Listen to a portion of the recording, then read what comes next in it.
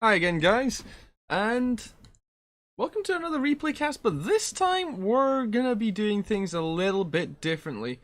Today, what I thought, well, for this video at least, what I thought I would do is, I was sent this a while ago by one of the guys who's now in Circ 2, one of the two Circ clans, one of the guys called Silverarrow 114, and this is him in his T-34-85M. Now, spoiler alert, he does get his second mark of excellence from this game, and it's a fairly decent result overall, considering that he's a tier 6 and a tier 7 match. He does a pretty decent amount of damage and decent spotting, well, at least combined. Now, what I thought I'd do here is basically it's going to be a fairly short video overall, because what I thought at the time when I got this replay from Silver was I would do a shorter video, kind of going over where he could have gone a bit better in his decision making. Now I'm gonna be honest, for the most part, his decisions in this game were fairly solid, and his gameplay in this was actually fairly solid overall. But there were a couple of things where he could have ensured that he would have had an even better result. And we're going to go over that today. And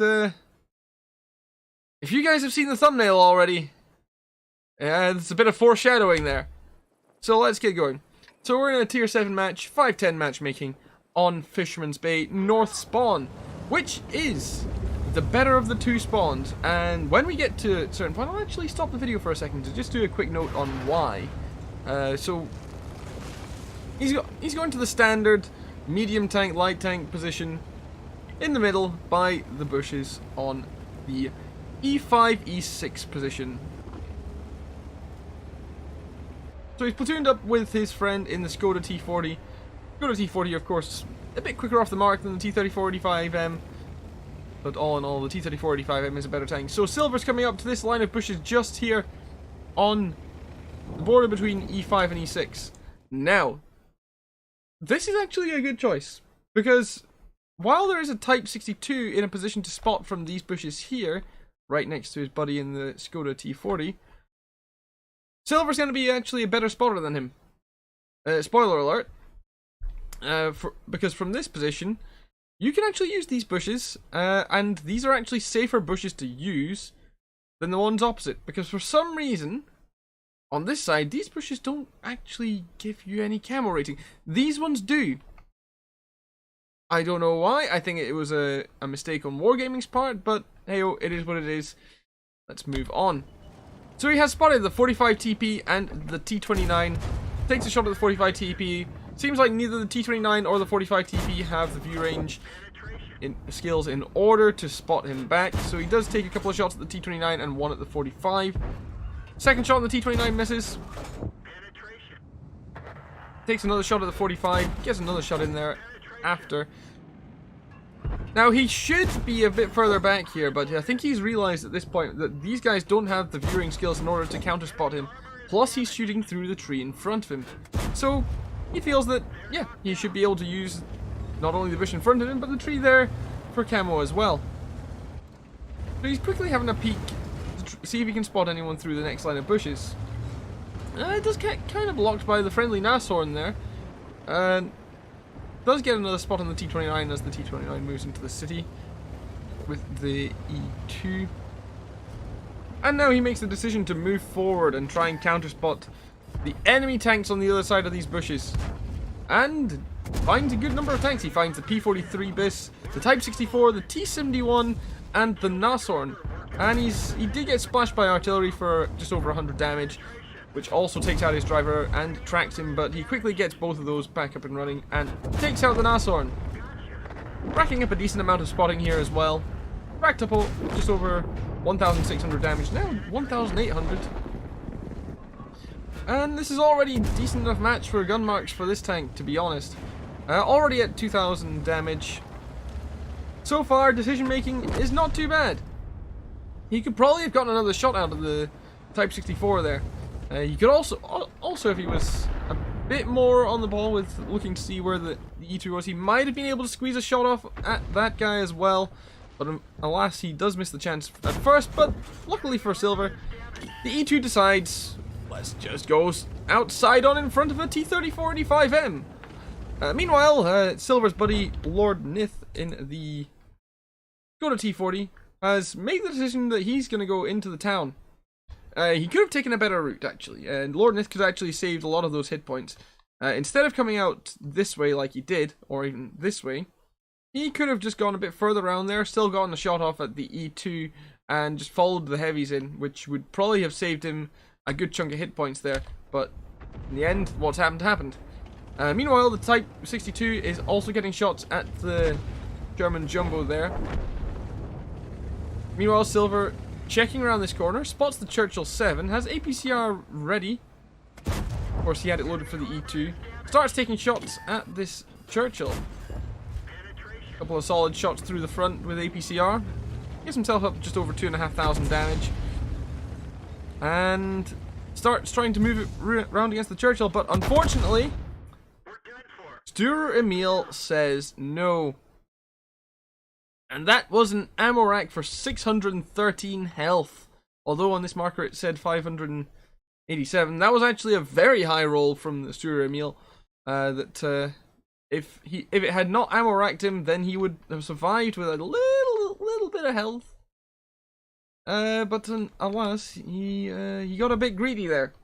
So what could Silver have done better to maybe prevent an untimely death? Well, he had a couple of options here, actually.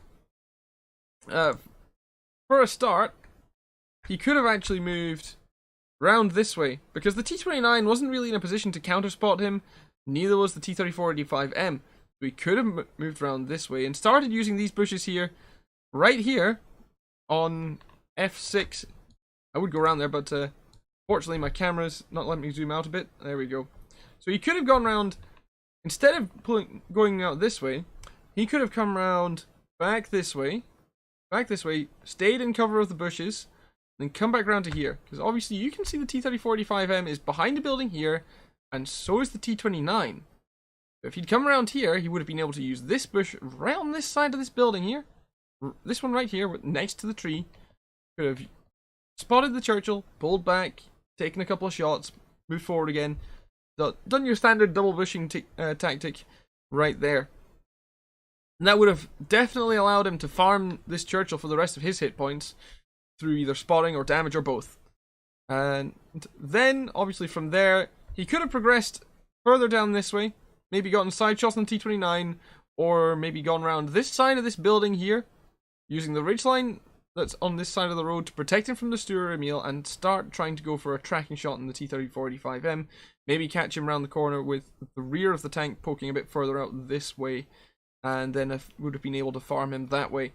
And then, of course, after that, there wouldn't really be anything in his way, and at that point he would be pretty much free to, if he needed to, he could come back up into this middle village here, gone through this way to support his allies on this side, and started using some of the bushes along here to maybe help his team spot things like the Stuart Emil, the remaining T-34-85, the VK-3001, maybe the RT, or of course the Stuart Emil. I think I probably already said Stuart Emil, but hey, oh, have it again. So yeah, unfortunately for Silver, it's an untimely ammo wreck right there. And and after that point, he does switch around perspectives a bit, switches to his buddy Lord Nith for a bit to see what's happening in the town, along with the OI. Him and Lord Nith, well, the OI and Lord Nith do take out the T-29, and the IS-2 does push in on the T-34-85M, takes him down alongside the OI once again, and his buddy, and Silver's buddy Lord Nith moves up to start, take shots at the Churchill. The OI and the T-29, however, finish him off, and the normal T-34-85 is taken down by artillery. Now, at this point, we see the VK-3001P completely stock, dueling a fully upgraded M4A3E8 from Silver's team, using the derp gun. So, of course, the VK was on fairly low health. Decides that even after taking that hit right there, the best thing you could possibly do is not fire his gun, but it's to charge at full speed straight towards the Easy 8 and ram himself to death. So it's fairly standard low tier suicide ram right there. It does get the Easy 8 a little more damage, but from here it's pretty much just cleanup time.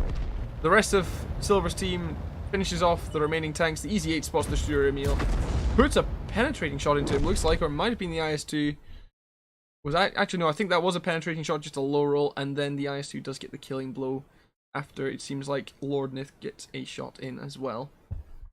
So for Silver, bit of an early demise, only gets him 2,500 damage and 909 spotting. Still, not an awful result for a T-34-85M, even in this matchmaking. That's not too bad, though he could definitely could have done quite a bit more if he'd maybe been a little more conservative and a little more patient instead of trying to get into a rush to farm the Churchill 7 there. So, I hope you guys like this one. Let me know what you guys think of this. If you guys have any replays that you think maybe I would do a good job of seeing where you guys could have done better, if you have anything like that, do let me know. Like, it could be anything from a second class, third class, no class, or even an ace tanker, and throw it at me and I'll see what I can do. Until next time, guys, I hope you enjoyed. I'll catch you later.